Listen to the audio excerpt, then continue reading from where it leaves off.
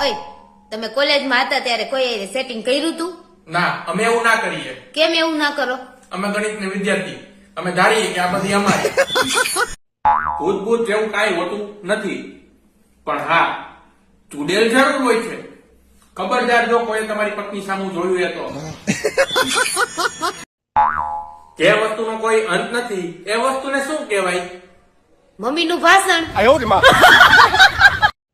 ઓય અમે છે ને સ્ત્રીઓ પુરુષોની બરાબરી કરવા માંગી છીએ. હવે ભાઈ તમારાથી બરાબરી નો થાય, તું રહેવા દે ને ભાઈ. શું રહેવા દે ને? હવે જીરી કમથી મું ચૂકે હે ત્યાં પાર્લરમાં ભાગો હો અને અમારી બરાબરી કરવી હે. આલ્યો આ થેલી, મેં લિસ્ટમાં જેટલી વસ્તુ લખી છે ને ઈ બધી લઈ આવી દ્યો મને.